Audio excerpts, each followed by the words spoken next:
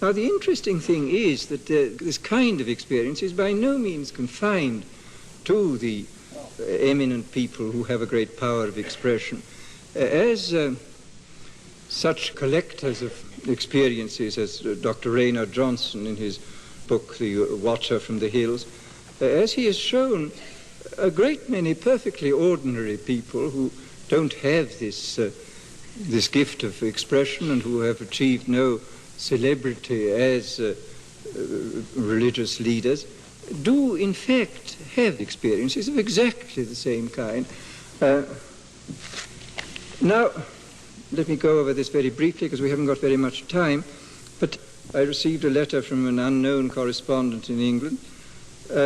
She described herself as a woman in her 60s, and she was saying, my whole life has been influenced by something that happened to me when I was a schoolgirl of 16. I was in the kitchen.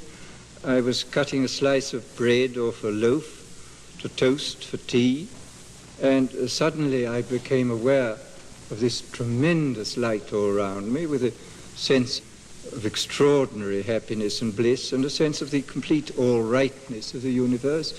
I was absolutely overpowered by this. It was a dark November afternoon. The whole place was flooded with this light. The experience lasted in clock time perhaps for a minute. Then it went away, but the memory of it has sustained my life ever since, and it has completely abolished any fear of death that I may ever have had. I adore life, but I am not in any way afraid of death. Well, these sort of experiences, as one can find set forth in Raynard Johnson's book, are really quite common, I think. A great many people have had these kind of experiences of the undifferentiated light, which, as I say, is associated with something in the nature of the full-blown mystical experience. And here it is quite interesting to go into another cultural tradition and to find that in the Buddhist tradition, what is called the clear light of the void, this tremendous uncolored light, is again associated with the ultimate liberation experience, and that the other lesser lights, particularly the lights which are embodied in forms, are associated with the lower so-called pre-mystical visionary experiences. Well, let us now come down to what is strictly the visionary experience, which is the experience of light in its differentiated form, when it is embodied in shapes and in personages, in landscapes and so on. And here again we find, curiously enough, a certain uniformity, where we find likenesses running through the various descriptions of this. For example, the experience will very often begin with a vision of what may be called living geometries, geometrical forms, brilliantly lighted, continuously changing. These may modulate into some kind of geometrical objects, such as carpets, mosaics, and so on. There may then be tremendous visions of landscapes of an extraordinarily brilliant and glowing nature, of architectures often encrusted with gems, and the landscapes too are frequently recorded as encrusted with gems, which again throws a light on what Plato was saying in his dialogue, and the reason for our high estimation of precious stones, because we see these things in our visionary experience, and even if we don't know about them consciously, they in some way remind some area of our mind of this strange world, which I think exists in every mind, although often deeply buried. And then there are sometimes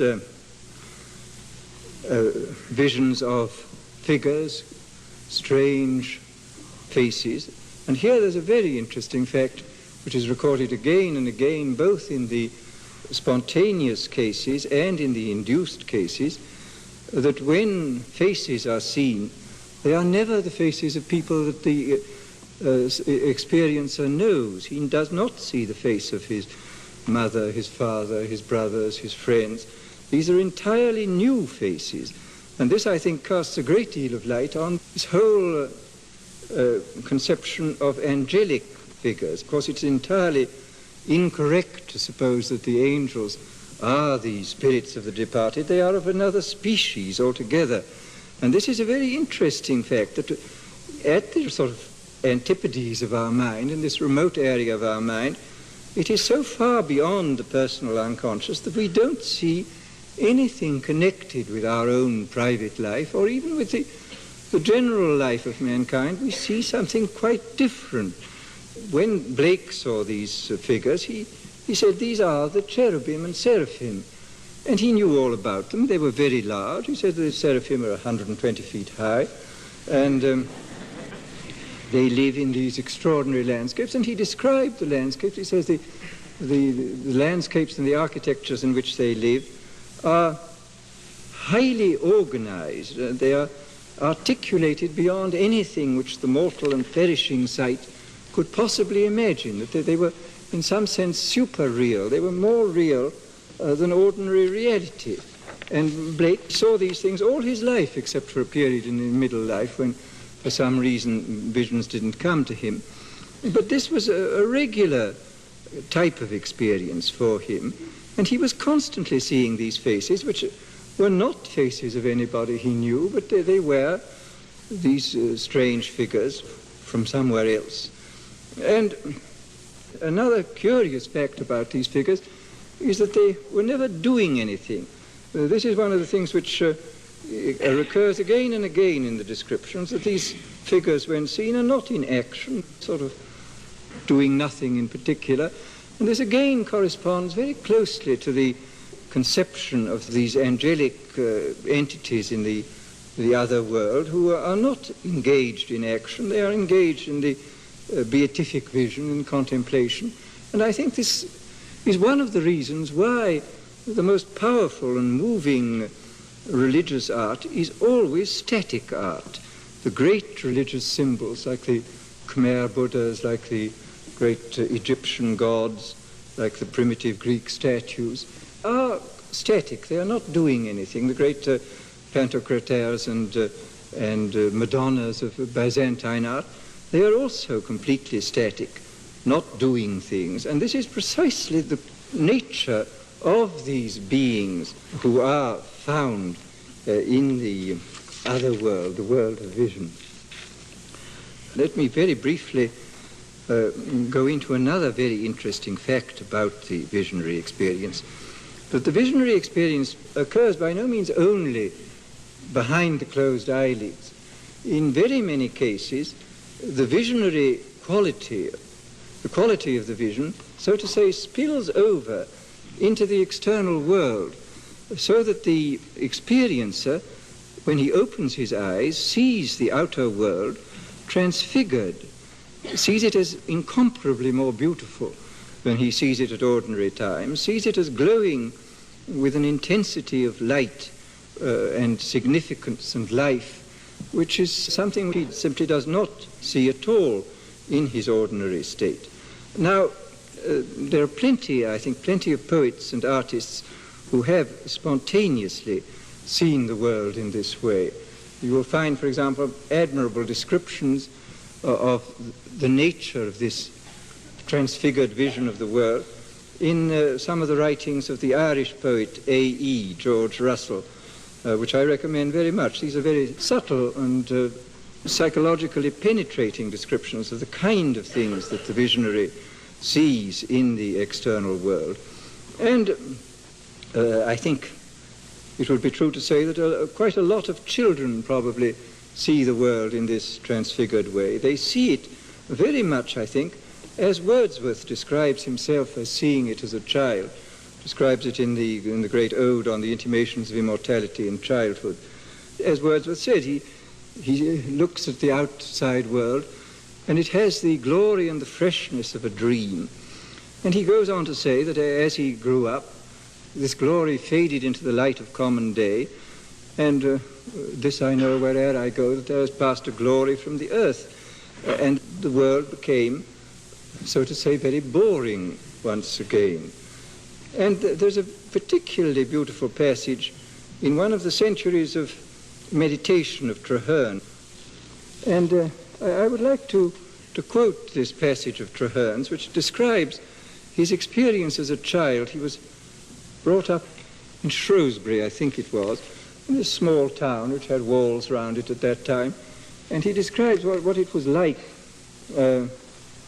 looking out from his home into the world around him. He says, "The dust and stones of the street were as precious as gold. The green trees, when I saw them first through one of the city gates, transported and ravished me. Their sweetness and unusual beauty made my heart to leap and almost mad with ecstasy. They were such strange and wonderful things.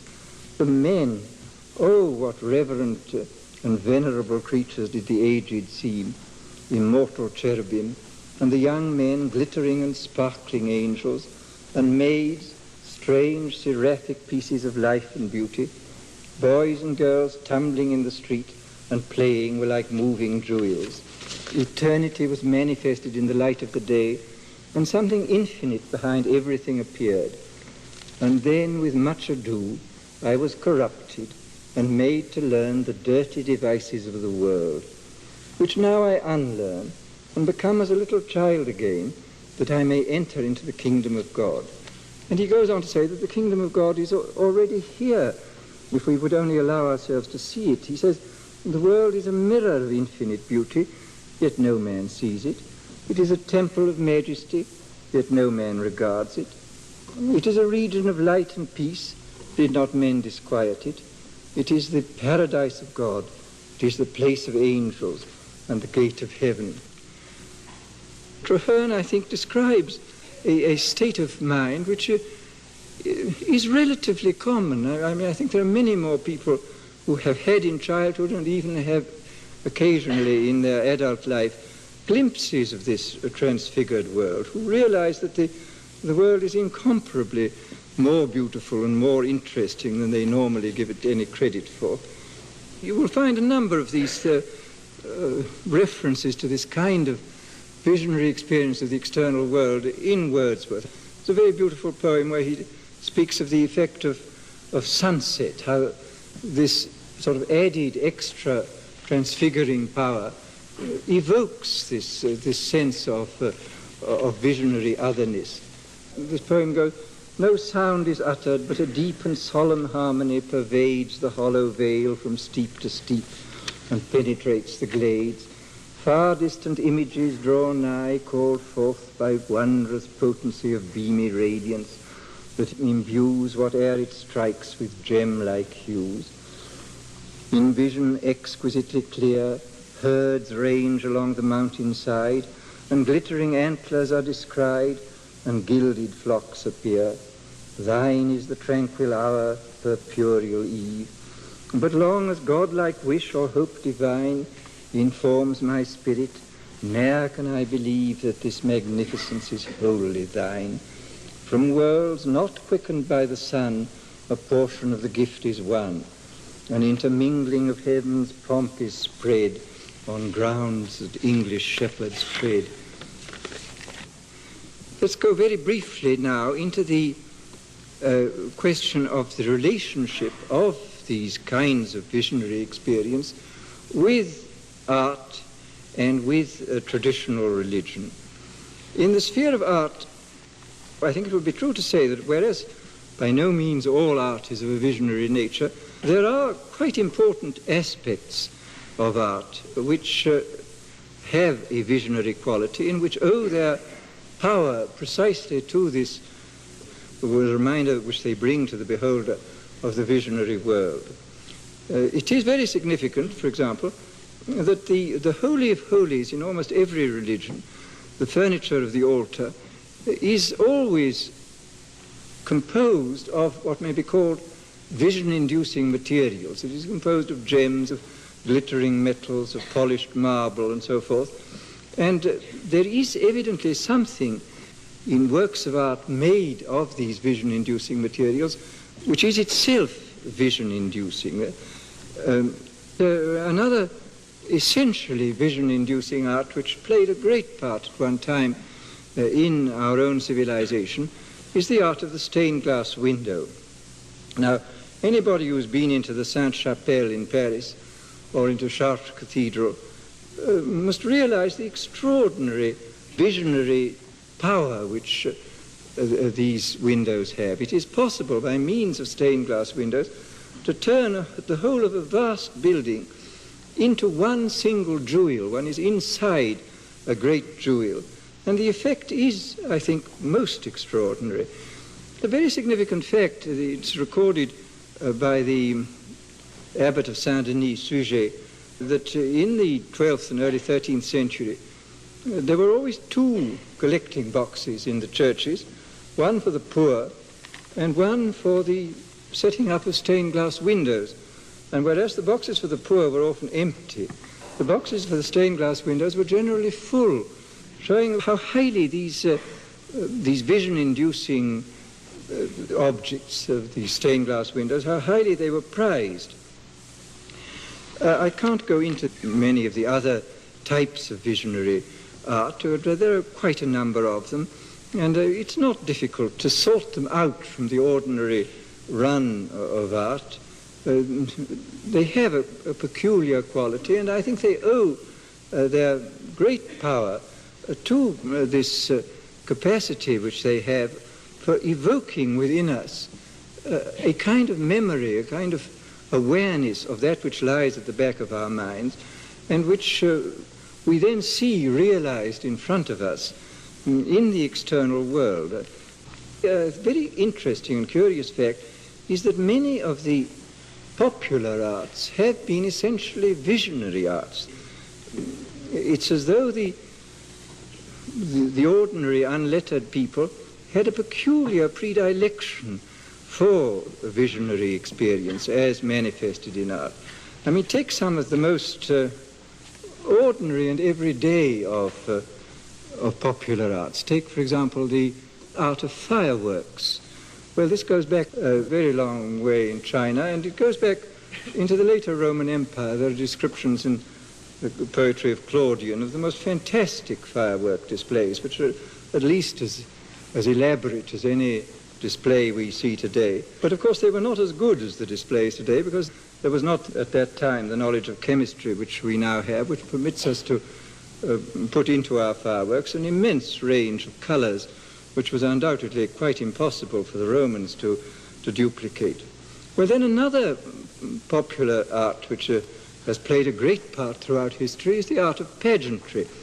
And this has been used, of course, by kings and prelates from time immemorial to impress people. I mean, this is a visionary art, and it impresses the beholders to such an extent that it has been regularly used by men in authority to transform de facto power into de jure power. I mean, they are, in fact, powerful, but the whole art of pageantry, the coronations of kings, the processions, the state entries, processions of popes and so on, all these things are methods for persuading people by this kind of visionary magic that the brute fact of power is in some way power by right divine. And I think there is no question that the whole history of pageantry has played an enormous part in the consolidation of power. And of course in our own day we have seen the extraordinary power exercised by the pageantry devised by the Nazis. I never saw the Nuremberg rally each year, but those who saw it say that this was possibly the most extraordinary ballet ever put on any stage by anybody, that this was one of the most magnificent pure spectacles. And closely related to pageantry and ritual, of course, is a theatrical spectacle. The theatrical performances are of two kinds. There is the drama, and then there is spectacle. And very often, I regret to say, in contemporary productions of old plays, of Shakespeare, for example, the spectacle is often made to interfere with the drama, but both have their legitimate place. If you look at the history of it, it's very interesting to see what enormous time and trouble and money has been used, has been expended on spectacles. The Elizabethan and Jacobean masks, for example, were fantastically elaborate, and There's a record of one masque put on for Charles I by the Inns of Court, which cost over £20,000 for a single night's entertainment. This is an extraordinary fact that quite senselessly people will go to this immense trouble, spend this immense amount of money for this curious kind of experience, which incidentally the adjective which is often applied to it is very significant here. It is called a transporting experience. It transports you, takes you out of this world, puts you into the other world. And of course the whole art of spectacle has developed with the advancing technology. The spectacles of the 16th and 17th century were limited by candles, so this was the brightest light you could possibly put on anything. I mean, it was not even until the middle of the 18th century that you could have an oil lamp which would burn without smoking and stinking. The argand wick and the glass chimney are quite late inventions. But then, by the very end of the century, in the beginning of the 19th, we begin to get tremendous technological advances which permit enormous increases of visionary spectacle. We get the invention of the parabolic mirror, first used in lighthouses, then very quickly used in theatres for projecting beams. We get gas at about 1800. We get limelight about 1820. And then by the 1880s we get electricity and the possibility of creating prodigious effects of light, which to this day fascinate people. I mean, after all, the successes of the modern musical are entirely successes due to the strange visionary quality of these performances. And another very significant name, the instrument which was invented in the 17th century by Athanasius Kircher, the magic lantern, this device for projecting colored images in a dark room upon a white screen, received this name instantly. I mean, it was given this name, it has carried it ever since. It was felt to be an absolutely appropriate name, that it was something magical, something out of another world, which was thrown into this world. Now let us still more briefly discuss the relevance of these facts of visionary experience to the literature of religion and folklore. In all the religious traditions, the paradises and other worlds have precisely the qualities which are given in the descriptions of the visionaries. The paradise is a garden, it is gem-like, it's full of the stones of fire, as Ezekiel says. Where there are buildings, they are buildings made of precious stones, as in the New Jerusalem. And in all the Buddhist and Hindu and Japanese paradises, again and again you will find these descriptions which correspond exactly to the descriptions given by Weir Mitchell and Havelock Ellis of the peyote experience, or given in the various accounts of visionaries of their spontaneous experiences. So I think there is no doubt at all that all this kind of folkloric and popular religious tradition stems directly from this strange visionary experience, which has played a very important part, I think, in the creation of these ideas of the other world. And another quite interesting fact is where precious stones are not common, but where glass is known, glass becomes an extremely important visionary adjunct. Even in the New Jerusalem, where the walls are actually made of precious stones, glass plays a very important part. There is a sea of glass in the center. The streets are made of transparent gold, glass-like gold. In the Celtic traditions, the islands of the dead, where the dead go, is called Inisvetrine, the island of glass. In the Teutonic tradition, the dead go to a place called Glassberg, the glass mountain. And again, these curious uniformities keep cropping up in all the various literatures, and to my mind there can be no doubt at all that all this can be fitted into this same picture which we found at the beginning of this lecture in the description of Plato of the ideal world. That this is part of the natural history of the mind, that we have these kind of experiences, that even those of us who don't have them normally and only catch perhaps occasional glimpses or perhaps never have glimpses of them, yet have some kind of obscure knowledge of them at the back of our minds, and that when we read about these things or see them represented in works of art, they do strike a chord and evoke something. It's a very strange thought, I think, that we see a continuous spectrum running all the way from such popular arts as fireworks and pageantry and theatrical spectacle, right through popular religion, right through the visionary experience of those having what are now called pre-mystical states, right through to the undifferentiated light, which has, as a matter of historical and psychological fact, always been associated with the full-blown mystical state. So that, as I say, there is this full, complete spectrum, this gamut of experience, from the simplest and what seemingly the most childish to the extreme limit of the religious experience. And I, for one, find this fact profoundly interesting. It seems to me one of the most curious and fascinating topics which one can discuss in relation to this strange piece of work which is a man. Thank you.